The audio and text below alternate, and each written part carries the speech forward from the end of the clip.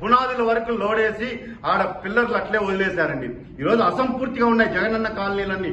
అది కూడా చెరువులు, కుంట పురంబోకులు, డీకేటీ పట్టాలు ఇవన్నీ కూడా ఎమ్మెల్యేలే కొనుగోలు చేసినట్టు పత్రాలు సృష్టించి అప్పుడున్నటువంటి కలెక్టర్, జాయింట్ కలెక్టర్లతో లోపాయికారి ఒప్పందం కుదుర్చుకొని ఇష్టానుసారంగా ప్రభుత్వ భూముల్ని కొల్లగొట్టేశారు, ప్రజాధనాన్ని దోపిడీ చేశారు. కాబట్టి జగనన్న కాలనీల నిర్మాణాల విషయంలో సిట్టింగ్ జడ్జితో చిత్తూరు జిల్లాలో విచారణకు ఆదేశిస్తే ఎమ్మెల్యేలు, అప్పుడున్నటువంటి ఎమ్మెల్యేలు, మంత్రులు ఏ విధంగా దోచుకున్నారో అవన్నీ కూడా వెలుగులోకి వస్తాయి.